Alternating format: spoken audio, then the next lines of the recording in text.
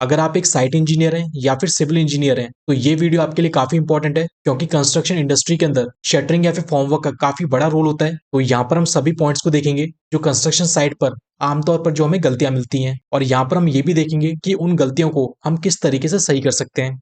तो सबसे पहले पॉइंट की अगर हम बात करें तो हम जनरली कंस्ट्रक्शन साइट पर देखते हैं कि जो स्लैब की शटरिंग करते हैं, जिसको हम सेंटरिंग कहते हैं, उसमें आप हमेशा इंश्योर करें कि शटरिंग के बीच में वहां पर कोई भी गैप्स नहीं होनी चाहिए। क्योंकि देखिए, जहां पर शटरिंग के जॉइंट्स आ रहे हैं, अगर वहां पर गैप है तो जब आप कंक्रीट की कास्टिंग करेंगे उस टाइम पर जो कंक्रीट में सीमेंट स्लरी होता है वो वहां से लीक करेगा, और इसकी वजह से क्या होगा कि जो कंक्रीट की स्ट्रेंथ है वो काफी वीक हो जाएगी। इसके अलावा जो फिनिश निकल के आएगा वो भी काफी अनइवन आएगा। तो इस बात का आप ध्यान रखें। अब यहाँ पर जो ये गैप्स दिख रहे हैं वो नहीं दिखे, इसके लिए हमें क्या करना चाहिए। देखिए, आपको क्या करना है, जहां पर भी शटरिंग के जो जॉइंट्स होते हैं वहां पर आपको टेप लगा देना है। एक ब्राउन टेप करके आता है, वहां पर आप चाहे तो ब्राउन टेप लगा सकते हैं या फिर आप ग्रीस भी वहां पर लगा सकते हैं। ये जो कंक्रीट का जो लीकेज है इसको ये प्रिवेंट करेगा। तो आपको ये पॉइंट ध्यान रखना है। शटरिंग में नेक्स्ट पॉइंट आता है कि जब शटरिंग रेडी हो जाए तो उसके बाद कंक्रीटिंग करने से पहले आपको शटरिंग के ऊपर प्रॉपर शटरिंग ऑयल लगाना है। शटरिंग ऑयल लगाना देखिए इसलिए जरूरी होता है क्योंकि जब हम शटरिंग को रिमूव करते हैं, जब कंक्रीट अपनी स्ट्रेंथ गेन कर लेता है, तो उस टाइम पे जो शटरिंग है वो कंक्रीट के साथ चिपके नहीं, इसलिए हम शटरिंग ऑयल लगाते हैं। काफी केसेस में आपने देखा भी होगा कि जहां पर शटरिंग ऑयल नहीं लगाया जाता है, वहां पर जब हम फॉर्मवर्क को रिमूव करते हैं तो जो कंक्रीट का जो कुछ पोर्शन है वो भी आपका बाहर निकल के आ जाता है। तो इसको अवॉइड करने के लिए आपको शटरिंग ऑयल लगाना काफी कंपलसरी है। इसके बाद शटरिंग या फिर फॉर्मवर्क के अंदर हम नेक्स्ट पॉइंट की बात करें, जो सबसे ज्यादा गलती हमें देखने को मिलती है वो होता है जो वर्टिकल अलाइनमेंट ऑफ प्रॉप्स होते हैं उनके अंदर।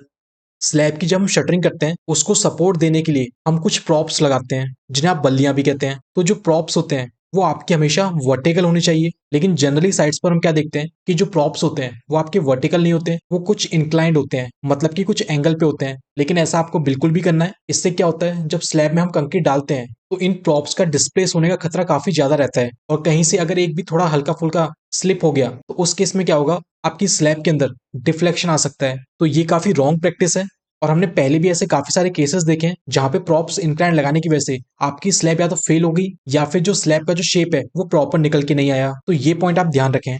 इसके अलावा यहाँ पर प्रॉप के केस में आपको एक पॉइंट और ध्यान रखना है कि जो प्रॉप्स का जो एंड होता है वो डायरेक्टली आपका ग्राउंड के ऊपर होना चाहिए। आपको ऐसा बिल्कुल भी नहीं करना है कि मान लीजिए जो आपकी बल्लियां हैं वो छोटी पड़ गई तो आपने नीचे ईंटों का सपोर्ट दे दिया और ईंटों के ऊपर आपने उसको रख दिया। तो ये भी काफी रॉन्ग प्रैक्टिस है, आपको ये भी नहीं करना है। आपको प्रॉपर उस साइज की बल्लियां लेनी है। काफी जगह हमें क्वेश्चन ये भी आता है कि जो ग्राउंड होता है वो काफी वीक होता है, उनको वहां पर प्रॉपर्ली हम प्लैंक्स को नहीं रख पाते हैं। तो उस केस में क्या करना है, आपको नीचे स्टील की प्लेट्स लगानी है या फिर जो टिम्बर के जो प्लैंक्स हैं आपको उनको रख देना है और उसके ऊपर आप प्रॉप्स डालने हैं। इससे क्या होगा, जो लोड है वो प्रॉपर्ली आपका डिस्ट्रीब्यूट भी होगा। तो इन बातों का आप ध्यान रखें। शटरिंग के केस में नेक्स्ट पॉइंट यहाँ पर आता है, जो पुराना या फिर जो डैमेज प्लाईवुड है आप उसको यूज ना करें, क्योंकि जैसा कि आप इस वीडियो में देख रहे हैं इस टाइप की अगर आप शटरिंग यूज करेंगे तो यहाँ से जो सीमेंट स्लरी है वो इजीली आपकी बाहर आ जाएगी, और उसकी वजह से जो कंक्रीट की जो स्ट्रेंथ है वो काफी कम हो जाएगी। तो आपको हमेशा आपको बढ़िया प्लाईवुड यूज करना है। देखिए, हम किसी भी एक प्लाईवुड को ज्यादा से ज्यादा हम 6 से 8 बार ही यूज कर सकते हैं, उससे ज्यादा बार आपको यूज नहीं करना है, क्योंकि उसके बाद उसकी लाइफ रहती नहीं है। तो इस पॉइंट का भी आप ध्यान रखें।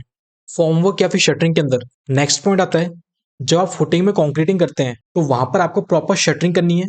जनरली हम देखते हैं कि फुटिंग के अंदर शटरिंग लोग यूज ही नहीं करते हैं। फुटिंग का नॉर्मल गड्ढा खोदते हैं और वहां पर कॉलम को प्लेस करके और फुटिंग का जाल डाल के सीधा वहां पर कंक्रीटिंग कर देते हैं। लेकिन इससे क्या होता है, जो आसपास की जो मिट्टी होती है वो कंक्रीट के अंदर जो भी मॉइस्चर होता है उसको वो सोख लेती है, जिसकी वजह से जो कंक्रीट है उसको प्रॉपर मॉइस्चर नहीं मिल पाता है, जो उसकी स्ट्रेंथ को काफी अफेक्ट करती है। तो ये कुछ पॉइंट्स थे जो आपको शटरिंग या फिर फॉर्मवर्क करते समय आपको ध्यान में रखने हैं।